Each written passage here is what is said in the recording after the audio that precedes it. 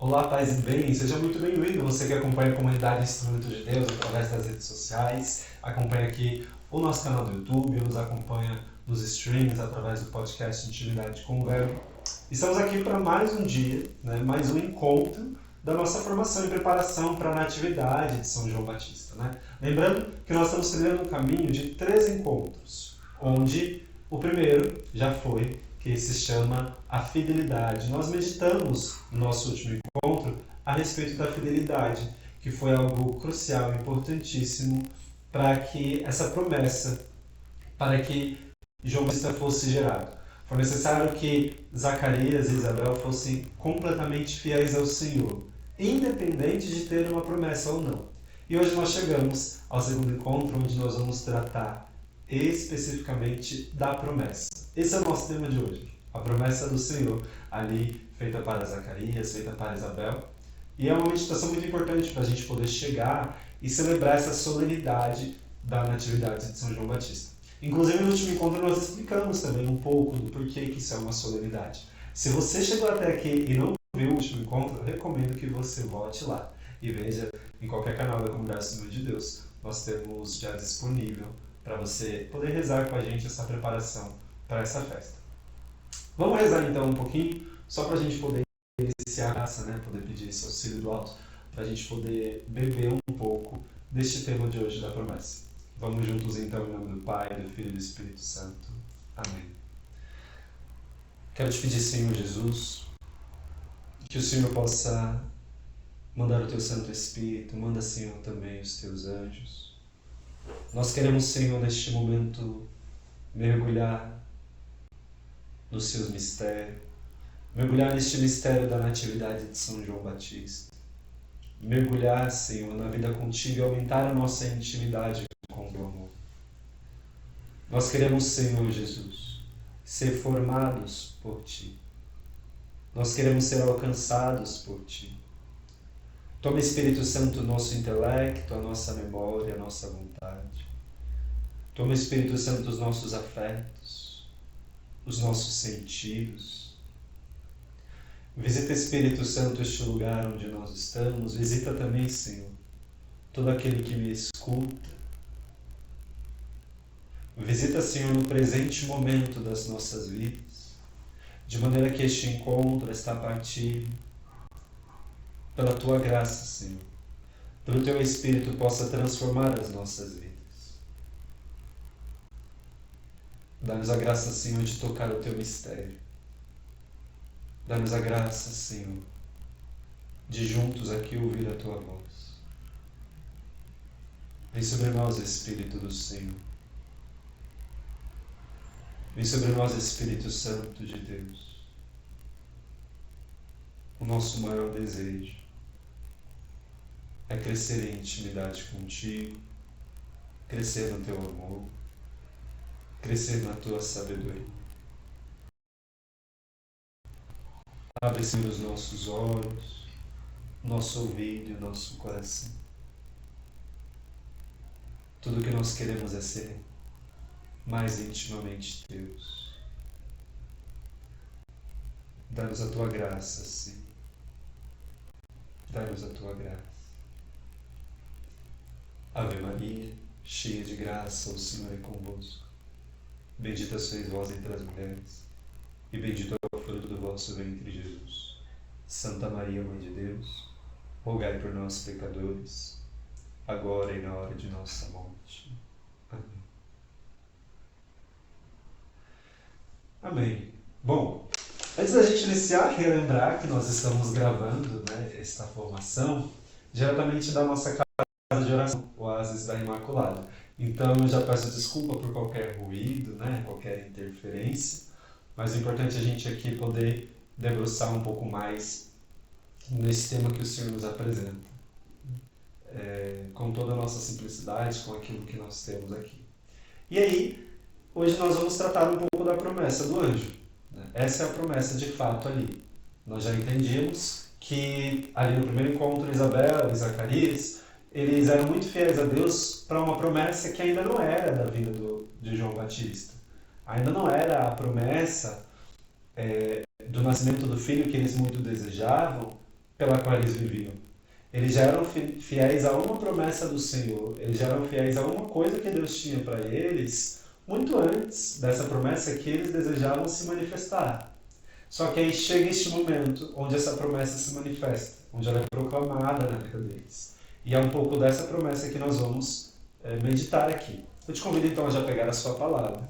Nós vamos voltar lá para o Evangelho de Lucas, onde existe essa narrativa, lá no capítulo 1. Então nós vamos ler juntos aqui do versículo 11 até o versículo 25. Acompanhe aí comigo. E aí lembrando que neste contexto, até onde nós lemos no nosso último encontro, chegou o dia da oferta, chegou o dia, São Zacarias ele era sacerdote do templo, era a semana da linhagem dele, a linhagem de Abias, era a semana da linhagem dele fazer a oferta no templo, servir no templo como sacerdote. Então ele já estava lá para fazer a sua oferta, e aí, eis o que diz a palavra, Apareceu então o anjo do Senhor em pé, à direita do altar do perfume. Vendo, Zacarias ficou perturbado, e o temor assaltou-o. Mas o anjo disse: Não temas, Zacarias, porque foi ouvida a tua oração. Isabel, tua mulher, vai dar-te um filho, e tu chamarás João.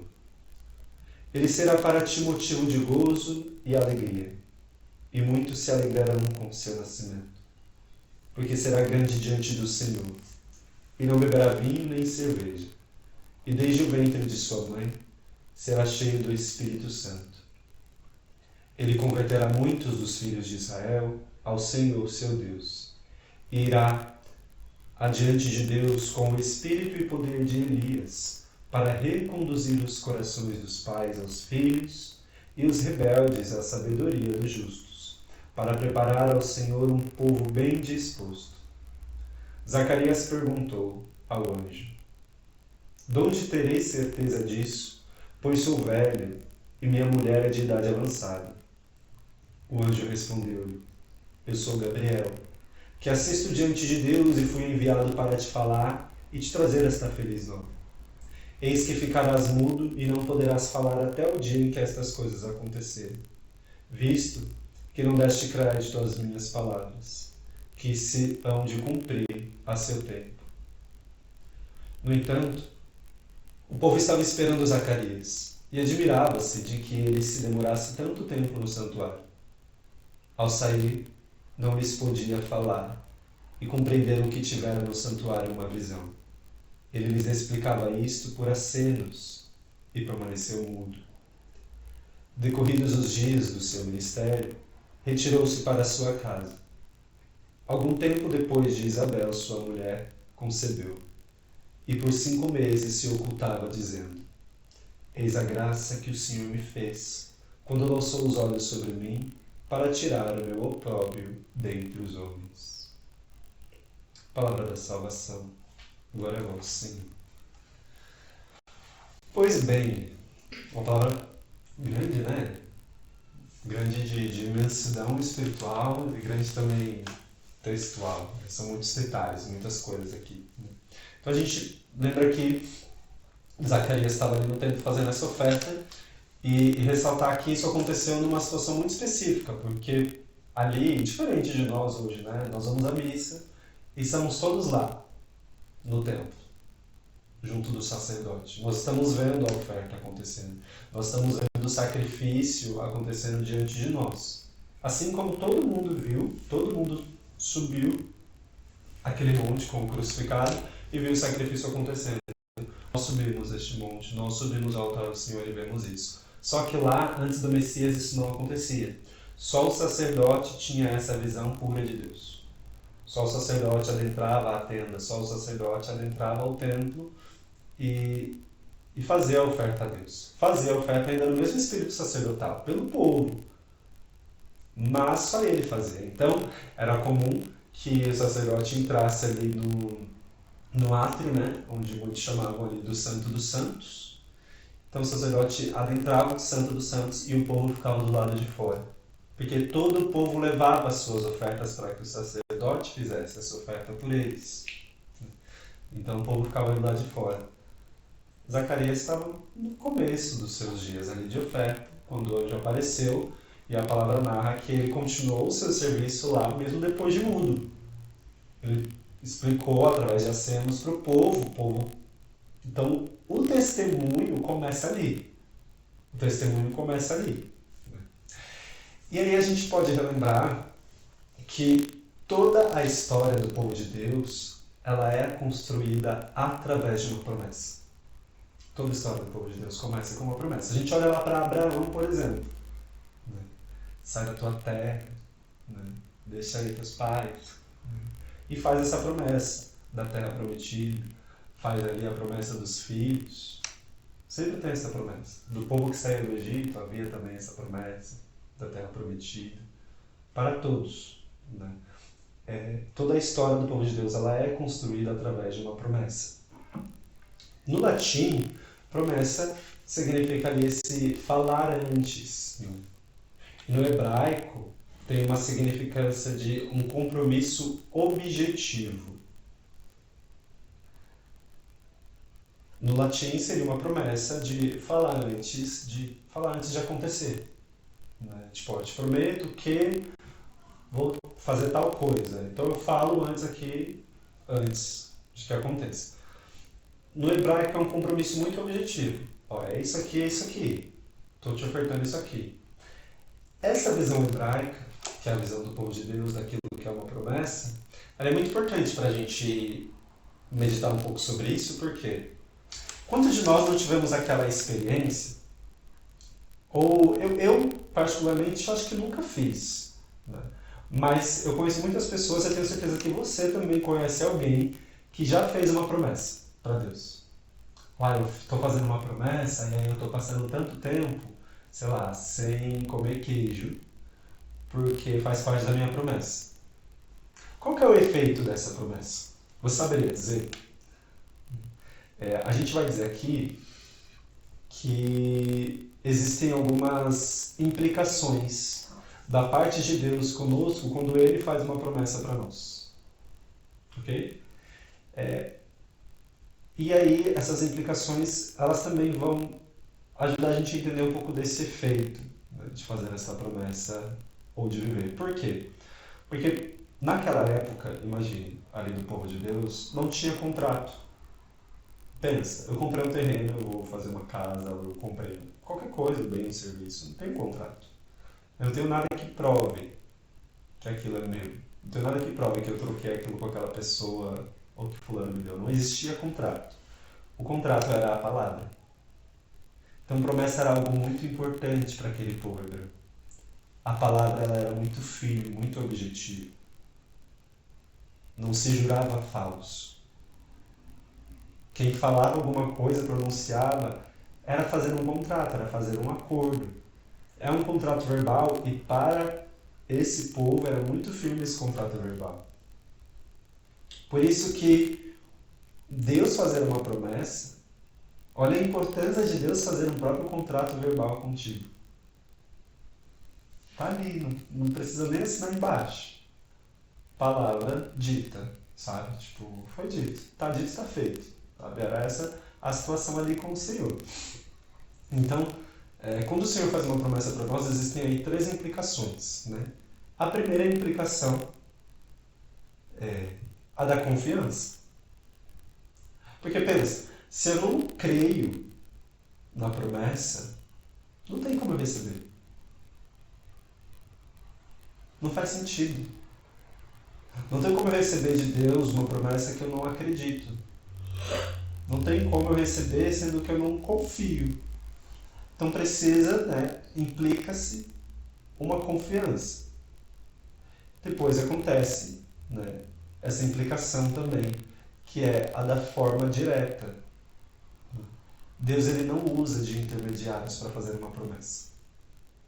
Ele não usa outra pessoa para prometer algo para a nossa vida.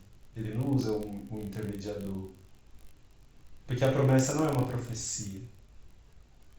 São coisas completamente diferentes. O que é uma profecia? Vamos lá. A profecia ela é quando Deus precisa falar alguma coisa clara e objetiva, e isso que ele vai falar, ou ele está exortando, ou ele está aconselhando, ou ele está consolando. Isso é profecia. Promessa é outra coisa. E promessa, Deus não usa intermediação. Porque a promessa é um acordo do Senhor contigo, que requer a sua confiança. Se você não tem a confiança, se você não crê o suficiente, Deus não vai utilizar desse esforço de uma terceira pessoa para falar da promessa com você, porque é entre ele e o Senhor. Então, existe essa implicação da forma direta, onde Deus vai falar no particular, na intimidade. Então, às vezes, se eu não estou escutando Deus fazendo uma promessa para mim, talvez, ou eu não estou nessa busca, ou está faltando confiança, né? Eu não estou na intimidade ali. No nosso último encontro a gente já falava um pouco dessa importância da intimidade, dessa importância de se colocar à disposição, de se colocar diante do Senhor. Né? Porque é só ali que Deus vai falar. Quantas vezes a gente fica esperando, né? A gente tem um desejo, né? Olha aqui para a situação de Zacarias e Isabel. Eles tinham um desejo de ter um filho. Né? Embora eles vivessem a fidelidade a Deus, independente deste desejo, eles tinham. Ele não deixava de rezar. Zacarias não deixava de dizer a Deus, de suplicar que ele queria um filho. Ele queria, mas só que esse não era o único motivo para ele ser fiel ao Senhor. Foi um pouco do que a gente conversou semana passada. E o anjo ele vai dizer aqui, né? Não temas porque foi ouvida a tua oração. Né? Isabel, tua mulher, vai te dar um filho. Ou seja, ele já vinha em oração. Ele sempre pediu, ele sempre acreditou. Logo o Senhor vem diretamente para ele, no particular, para falar. E aí, uma outra implicação de uma promessa é a perseverança. Por quê? Vai requerer de nós uma provação. Deus faz a promessa, já se prepara, que vai vir aí uma provação. Se prepara, porque é entre você e o Senhor.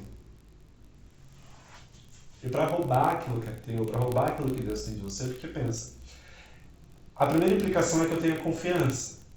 Qual é a primeira coisa que a aprovação faz na nossa vida? Gerar dúvida. E a dúvida, gente, Satanás ele entra pela dúvida. O problema não é a aprovação que o inimigo causa na nossa vida, que falando só em cunhos espirituais. O problema não é a aprovação, não é ter aprovação. Vamos rezar porque o inimigo está agindo. Nossa, o inimigo está agindo contra você, bendito seja Deus. Se o inimigo está agindo contra você, meu irmão, minha irmã, é porque é de Deus o que você está indo viver, o que você está fazendo, o que você está buscando, e ele quer roubar, ele quer tirar de você. Só que o problema não é a aprovação. Até porque a aprovação ela faz parte da nossa fé, por incrível que pareça. Jesus não foi para o deserto? Não foi o próprio Espírito Santo que levou ele para o deserto para ser tentado? Olha só que coisa. Agora o problema não é a aprovação em si, mas é o que a aprovação tenta causar em nós. Ou melhor, o que a aprovação tenta causar na minha relação com Deus. Se eu estou falando aqui de uma promessa, e a primeira implicação para que eu viva uma promessa diante de Deus, que Deus espera de mim, é a confiança, uma das primeiras coisas que a aprovação vai acontecer é tentar quebrar essa confiança. Porque se eu não confio, eu não sou digno da promessa. Como é que eu vou prometer uma coisa para alguém que não confia em mim ou em alguém que eu não confio? Você prometeria a sua vida em casamento, por exemplo, a alguém que você não confia? Você criaria essa relação de intimidade tão grande sem confiar essencialmente naquela pessoa? Uma mãe não confia seu filho a pessoas completamente estranhas. Então, é necessário este lugar da confiança e a aprovação, ela vai mexer com a nossa perseverança. A perseverança de crer, a perseverança de ficar ali fiel, de esperar por aquilo. Né? Então, depois de uma promessa, sempre vai ter provação. Então, quando você estiver lá no seu secreto, quando você estiver lá na sua intimidade com o Senhor, e você perceber, porque é interessante que as promessas elas só vêm na intimidade, porque a promessa ela é na tua vida, ela não é na vida do outro, ela é na tua. E vai fazer parte da aprovação, exatamente por essa coisa, eu e Deus, vai fazer parte da aprovação muitas vezes. Eu vou partilhar com o outro sobre aquilo que eu estava rezando, sobre aquilo que é muito certo, que é muita certeza no meu coração, e o outro vai falar várias coisas que podem me desanimar. Faz parte da aprovação.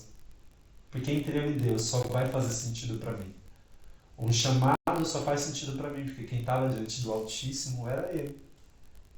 Quem ouviu a voz foi eu. A gente falava bastante no último encontro sobre Moisés e Arão, né? Graças a Deus, foi o próprio Senhor que chamou Arão também. Se você for lá, consulta lá, depois abre em Êxodo, lá no capítulo 3, mais ou menos, no comecinho, tem essa conversa entre Moisés e Deus, onde Deus fala que vai utilizar de Arão, mas não é Moisés que chega em Arão e contextualiza e fala, olha, o Senhor me chamou ali através da sarça ardente. Arão, o quê? Não, tinha uma sarça que ela estava queimando, ela não consumia. O quê? Você tá doido? Jamais. Não, isso não aconteceu. O próprio Deus chamou Arão, já colocou no coração de Arão que haveria aquela missão. Agora, para o povo que não foi quem escutou a sarça falando que eles iam ser libertos da escravidão, para o povo que não foi escutou a sarça falando que Deus ouviu o clamor de socorro desse povo, foi necessário as pragas. As pragas não eram só para o rei do Egito. As pragas também eram para o povo entender que eles tinham um Deus fiel, que eles tinham um Deus que estava ali por eles. Para quem não está diante da sarça, é necessário sinal. Agora você e eu, que estamos diante da sarça, que Deus se revela para nós, que Deus vem e fala o nosso nome, fala o que Ele deseja da nossa vida, a gente não está com fé o suficiente para acolher essa promessa enquanto a gente fica procurando o sinal do Senhor. Porque se foi direto para mim que Deus falou, na minha intimidade que eu já criei com Ele, eu não preciso de sinal. A minha intimidade entende que é de Deus. Porque quem gera intimidade é o Espírito Santo. E o próprio Espírito vai dando ali o discernimento dos Espíritos. Então a minha intimidade entende que é de Deus. Quem não entende é o outro. Por isso vai acontecer na intimidade. Deus promete para um. Na intimidade. E aí se você for tentar partilhar dessa promessa com o outro, pode ser que o outro não entenda. Pode ser que o outro fique aterrorizado, que ele fique com medo. Ou que ele até entenda, mas ele fique desconfiado. Porque não foi para ele que hoje apareceu e se revelou. Que não tem um problema. Quando for uma promessa para a vida dele, vai aparecer, vai se revelar. Mas hoje é para nós. Então requer essa perseverança, porque vão ter essas coisas, né? Santa Teresa, no Castelo Interior, quando ela vai falar ali das primeiras moradas, né, ela diz que as maiores lutas para adentrar as primeiras moradas, eu lembro quando eu vi isso ali, eu fui aprendendo isso, achei isso belíssimo, falei, nossa Deus, é uma verdade. As maiores lutas para adentrar as primeiras moradas, elas acontecem exatamente nos contextos e com as pessoas que a gente menos imaginava. Então imagina, vou começar a seguir o Senhor, porque o Senhor colocou no meu coração que Ele me ama mais, que Ele quer mais a minha vida. A primeira coisa que você escuta é da sua família, mas por que você está indo tanto para a igreja? O primeiro questionamento vem da sua casa, de quem você não espera. Estou ali crescendo na intimidade com o Senhor, de repente aquele consagrado, aquele padre fez algo que me decepcionou. Que isso vai mexer com a minha confiança no próprio Deus, com a minha crença na própria igreja do Senhor. Olha aí. Então, daqueles que estão mais perto, vai vir essa tribulação, vai vir essa provação, isso nas primeiras fases, depois vai aumentando. Eu acho que quando a gente chegar ali, talvez, numas moradas mais profundas, essa provação vem direto do encardido. Mas ela sempre vai acontecer. Deus prometeu, vai vir provação. Porque E a gente vai ver mais pra frente sobre isso, porque essa promessa que Deus faz para a nossa vida, ela nunca se limita apenas à nossa vida. Por isso incomoda tanto o inimigo. Não se limita só a mim, aquilo que Deus prometeu para mim, e não se limita só a você, aquilo que Deus prometeu para você. E a natividade de João Batista ensina muito a gente a respeito disso. Agora, a gente entra um pouco mais aqui na promessa que o anjo fez. A gente entendeu um pouco esse contexto, entramos nessa relação de promessa. Já sabemos que São Zacarias, Santa Isabel eram pessoas confiantes, eles conseguiriam ouvir Deus de forma muito direta. Às vezes a gente até pede intermediário para o Senhor, como eu preferia ter um intermediário, mas Deus não usa de intermediário para algumas coisas que é só dele para nós. Agora a gente fala dessas promessas do anjo. Tem 4 pontos dessa promessa aqui, né? 4 partes, na verdade. Nós vamos dividi-la em 4 partes. A primeira parte está aqui, né? No primeiro versículo, onde o anjo vai dizer, né? Não temas, porque foi ouvida a tua oração. Essa é a primeira parte dessa promessa do anjo. O motivo. Existe um motivo. Essa vivência da fé, ela era o ordinário da vida de Zacarias e de Isabel. Era ordinário. Era comum. Sempre ia ter um dia que Zacarias ia ter que ir lá no templo fazer a oferta. Não tinha grandes manifestações. Não tinha um anjo todos os dias lá, todos os sábados que vinha. Significa que a oração que o anjo está falando aqui, que Deus ouviu, foi só aquela oração? Ali, naquele momento que o anjo apareceu? Não. Assim como quando o anjo vai aparecer para Nossa Senhora, que ele fala, né, encontrar suas graças diante do Senhor, foi só naquele momento? Não. É de todo um tempo, de toda uma relação acontecendo. Então, existe um motivo para o anjo proclamar, para o anjo falar. E esse motivo foi isso. A oração foi ouvida. Deus, ele nos ouve, ele está sempre disposto a nos ouvir. E olha o melhor de tudo. Não por nossa causa. Deus nos ouve por Ele mesmo. Não por eu ser bom ou ruim. Deus nos ouve porque Ele deseja. Você já parou para pensar isso? Que Deus escuta a sua oração porque Ele quer te escutar. Mas eu não estou dizendo porque Ele quer num sentido arrogante. No sentido de, se Ele não quiser, você não escutar. Não. Quero que você imagine agora a imagem do Sagrado Coração de Jesus queimando de amor por você. Essa é a imagem de um Deus que quer te escutar. A imagem de Jesus misericordioso, os raios inflamando. Deus quer nos escutar, não por nós, mas por Ele mesmo. Independente de eu fazer minha oferta no tempo todo final de semana ou não. Deus quer escutar. E exatamente porque Ele quer escutar, Ele escutou. E porque Ele escutou, o anjo se manifesta para São Zacarias dizendo: não temas. Estou aqui porque Deus tem escutado as suas orações. A súplica, né? Tem tradução que vai dizer: a sua súplica foi ouvida. E o que é uma súplica? Você sabe fazer uma oração de súplica? Existem várias formas de rezar. Existe o louvor, né? E existe a súplica, por exemplo. A súplica é uma oração...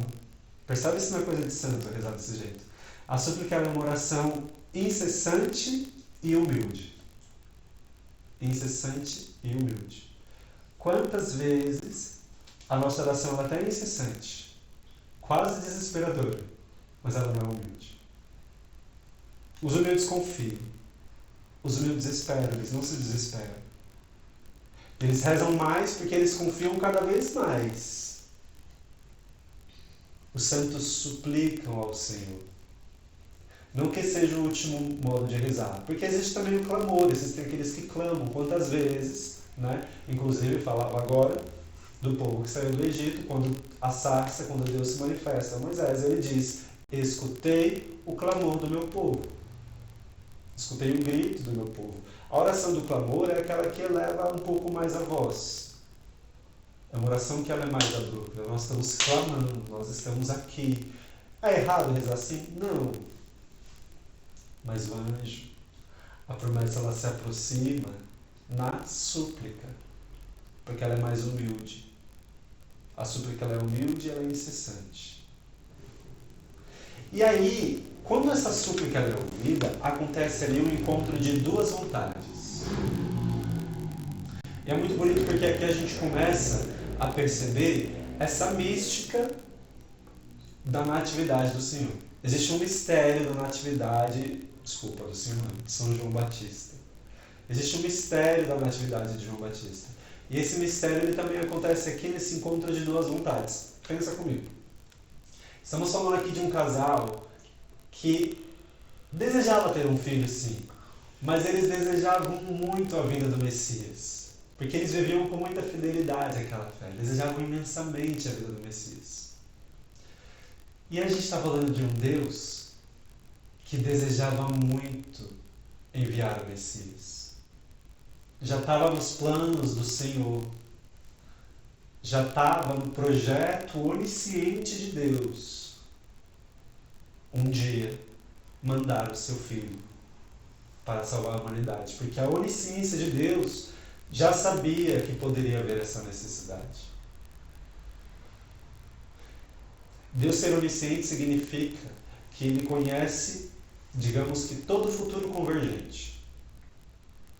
Sabe quando você tem uma situação que você resolver na sua frente, e aí você consegue imaginar todas as possibilidades que pode dar errado para você conseguir imaginar todas as soluções? É mais ou menos assim a onisciência de Deus. Ele tem um conhecimento de todos os futuros convergentes. Foi exatamente por conta de conhecer esses futuros convergentes que alguns vão explicar, alguns teólogos vão explicar, que os anjos dividem da sabedoria de Deus. Eles não têm uma sabedoria própria, eles dividem a onisciência de Deus, não significa que eles são oniscientes. É como se eles estivessem conectados, o cérebro do anjo conectado no de Deus. Então eles têm noção daquelas informações, estão dividindo a nuvem.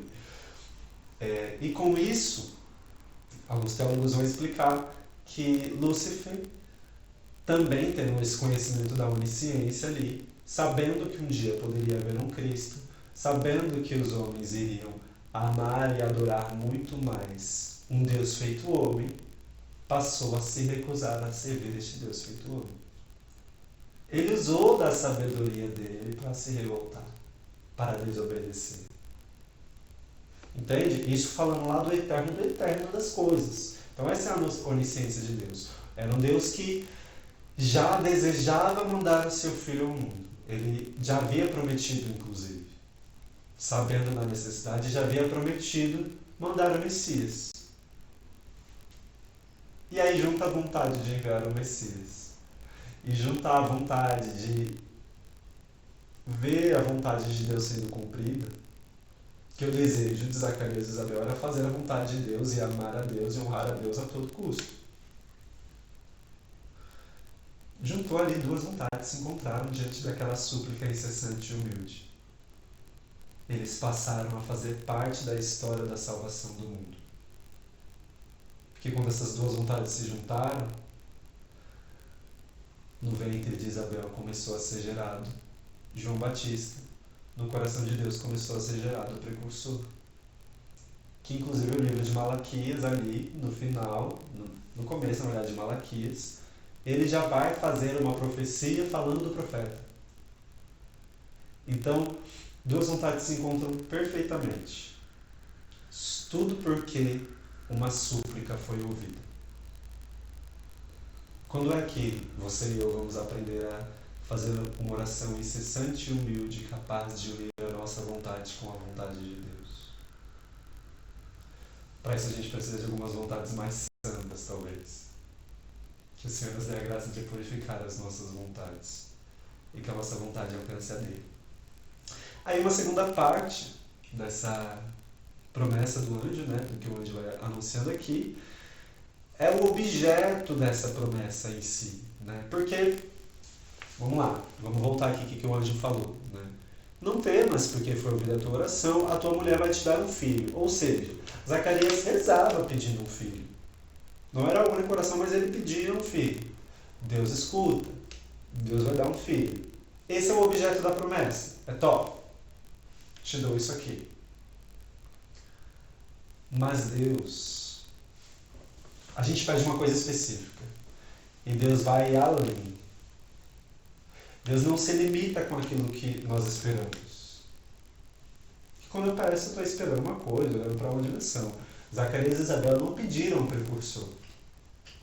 Eles não pediram para ter um filho profeta. Eles não pediram para ter um filho santo. Eles queriam ter um filho. Porque tudo que eles queriam era para o Senhor. Até isso eles queriam ofertar a Deus.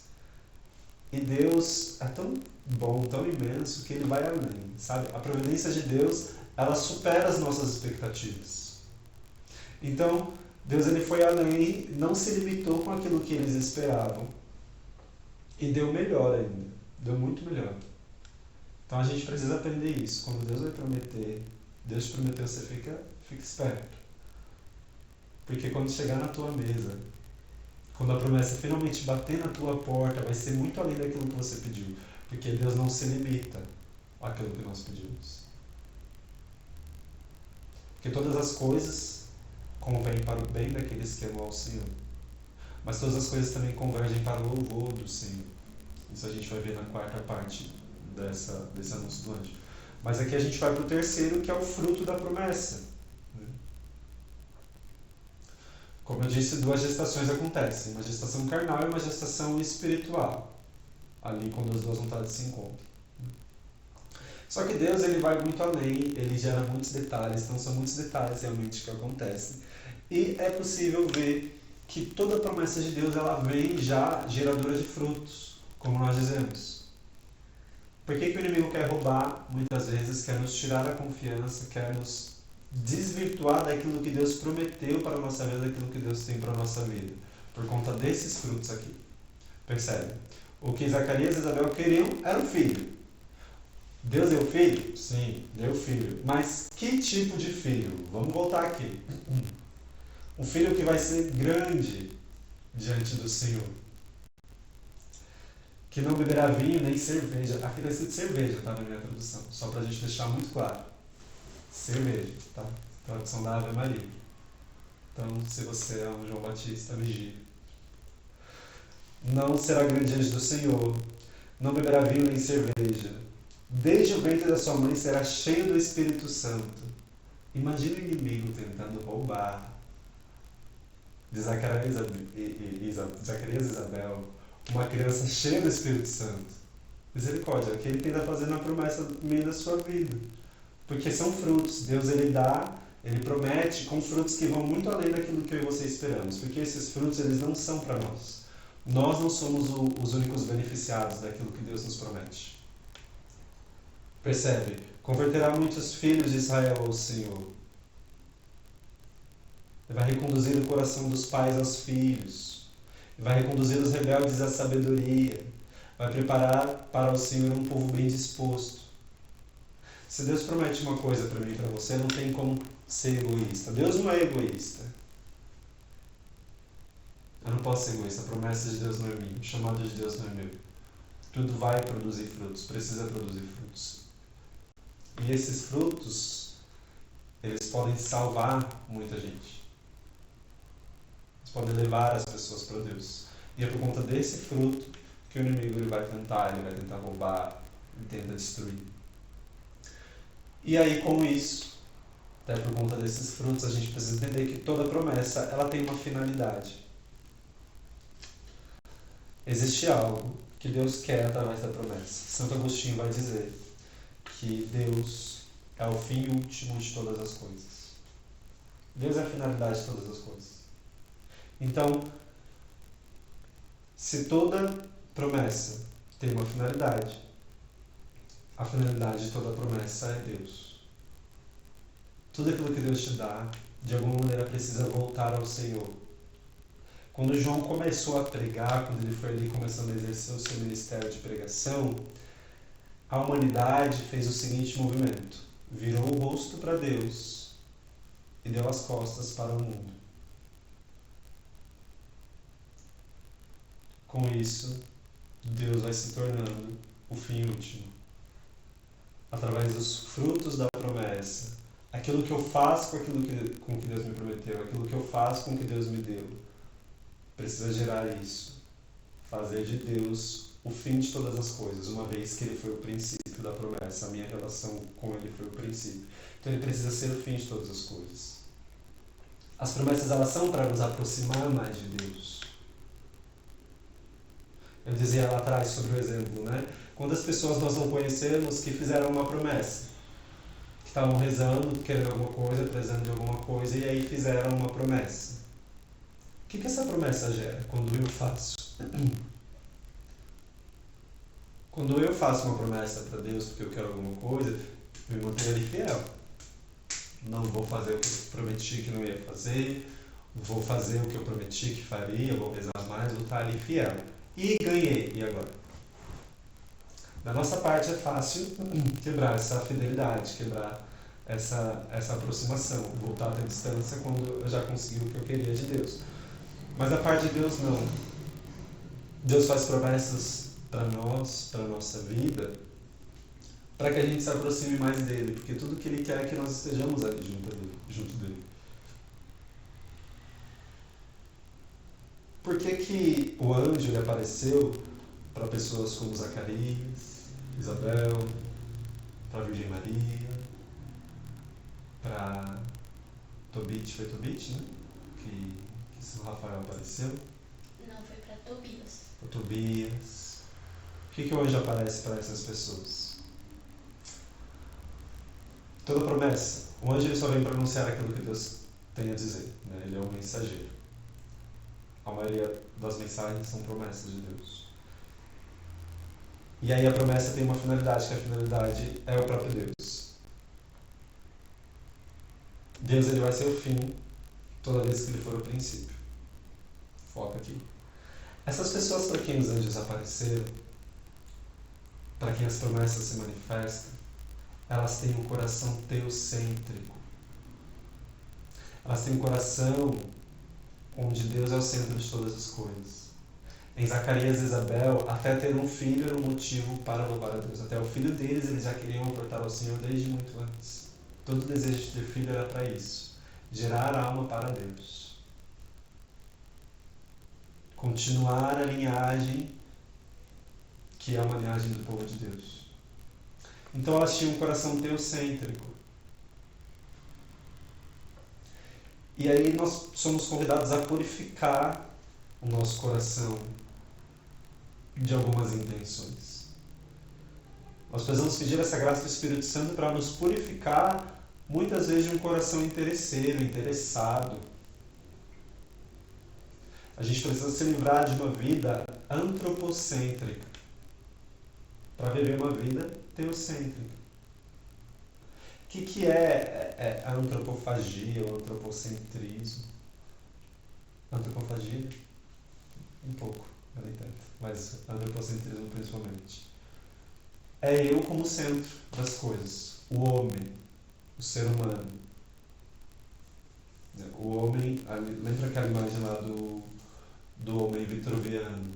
Ali, a perfeição do homem, ali começou essa ideia do antropocentrismo. É o homem como centro de todas as coisas. E quando isso entrou na igreja, quando isso entrou na nossa relação com Deus, a gente vira o centro até da nossa relação com Deus. Eu quero um Deus para mim, beleza. Mas eu não quero ser para este Deus alguma coisa. Porque como Ele é maior do que eu não consigo ser para Ele algo só da minha vontade, porque a vontade dele é maior. Então eu quero um Deus para mim, mas eu não quero ser para este Deus. Aí as minhas orações, elas são completamente interesseiras. Minha oração é interesseira, meu serviço é interesseiro, minha oferta no templo é interesseira. Ou é interesseira com coisas dessa terra, ou é interesseira até mesmo nas coisas de Deus. Não tendo Deus como centro, como motivo, como amor, como Às vezes não é amar a Deus acima de todas as coisas o que a gente vive. A gente precisa dessa purificação.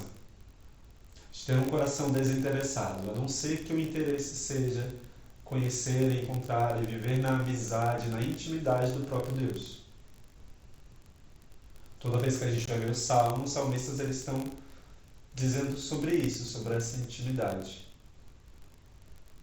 Rezava esses dias com um salmo, não sei se vão me lembrar agora de qual que é, mas o salmista ali ele falava sobre a saudade do tempo. Esse é o título, inclusive, Saudades do Tempo. Eu rezava ele nas laudes. Não lembro agora qual número que é um dos primeiros. Mas, nesse salmo, qual que é a situação, né? O único contato, hoje, eu e você, a gente se junta aqui em casa, a gente faz uma oração, a gente faz o Espírito Santo, a gente sabe que Deus está conosco em todo momento, em todo lugar, qualquer lugar, né, onde dois ou mais se reúnem, eu estou ali no meio deles, qualquer lugar é um lugar para Deus. Claro que nós não deixamos de ir à missa, nós entendemos que o Senhor está lá, vivo na Eucaristia, mas qualquer lugar para nós é um lugar onde Deus pode se manifestar. Para este povo era só o templo. E aí quando esse salmista vai escrever esse salmo, né, ele vai proclamar, e esse que a igreja intitula como Saudades do Templo, o contexto é esse. Ele está exilado. Quem escreveu essa narrativa está exilado, está longe da cidade santa, está longe de onde ele pode ir lá e fazer a oferta dele no templo. Ou seja, ele tem saudades do Senhor. Ele deseja voltar, ele deseja regressar, ele deseja estar ali. O coração dele está completamente voltado para lá. Como o nosso coração precisa muitas vezes ter isso, ter este interesse acima de todas as coisas, completamente desejoso de voltar, de estar ligado ao Senhor, de estar conectado ao templo, ter este desejo imenso de Deus. Inclusive, se eu tenho o desejo de Deus é porque eu estou vivendo uma vida no Espírito. Porque o Espírito ele vai aumentando uma sede, ele vai aumentando uma sede. Se eu não estou tendo desejo, se essa sede não está acontecendo, pode ser que eu esteja mais em pecado do que em graça, mais sem o Espírito do que com o Espírito. E aí eu preciso me reaver, porque eu sempre vou desejar ao Senhor. Sempre vai haver aquela inquietação, aquele desejo de mais, aquele desejo de Deus. E se eu estou numa intimidade com o Espírito, eu vou saber discernir quando o desejo é de Deus, quando não é de Deus. Entende? Então a gente precisa aumentar esse lugar dessa relação com o Senhor. E essa relação ela é com Deus, sem nos colocar no centro. Assim como João Batista, que não se colocava no centro da relação com Deus. E olha, que na minha opinião ele podia se dar ali um bom valor. Mas ele não fazia isso, porque ele dizia lá, né? Eu sou o amigo do esposo. Quem tem um esposo é a esposa. Eu sou só um amigo. E como ele se alegrava de ser um amigo, que ele diz, está lá em João 3. O amigo do noivo se alegra ao ouvir a sua voz. Só de ouvir a voz, quem ouve a voz? Quem está diante do Senhor, quem está na intimidade. E era o que ele desejava. É uma relação teocêntrica. Quando ele dizia, né, que ele não era o Cristo, ele reconhecia que há uma diferença entre ele e o Cristo. E o olhar de João Batista estava sempre voltado para o Cristo. Na verdade, a vida de João Batista é cristocêntrica.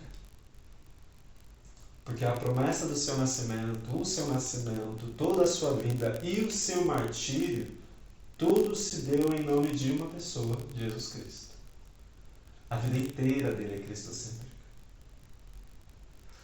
Às vezes a gente não faz nem do nosso sábado, do nosso domingo, da nossa oração ali durante a semana, antes de dormir, uma oração, um momento cristocêntrico.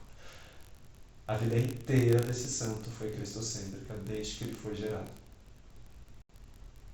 Então nós somos convidados aqui, né, após meditar a promessa, a mergulhar sempre mais nessas dimensões da confiança do Deus que fala comigo, de uma presença que eu preciso estar, de reconhecer este motivo, de viver melhor a minha vida de oração. Com qual tipo de oração eu estou vivendo? Né? o que Deus fala, o que Deus quer fazer, como eu preciso perseverar nisso tudo. Existe sempre uma promessa que Deus quer fazer para mim e para a sua vida. E existe sempre uma promessa que Deus já fez e nós precisamos viver em busca dela. Eu espero que você esteja conseguindo viver bem, absorver bem a partir dessas formações. Sempre tem muito mais para a gente rezar, muito mais para a gente falar, mas aqui a gente consegue, na nossa simplicidade, só trazer aquilo que Deus inspirou, aquilo que Deus falou até então. Muito obrigado. Não deixa de acompanhar tudo aquilo que nós temos aqui no canal da comunidade. No próximo encontro nós vamos finalizar já preparando para a solenidade. E no próximo encontro nós vamos falar sobre a primavera. A primavera, que é o próprio João Batista. Porque depois que promete, vai aprofundando em várias características sobre esse profeta de Deus. Então a gente vai aprofundar um pouco mais nessas características que são anunciadas aqui para ele, que é também uma primavera ali para aquele povo, este tempo novo, este florescer. Muito obrigado, que Deus abençoe. Então, até a próxima. Tchau, tchau. São João Batista, rogai por nós.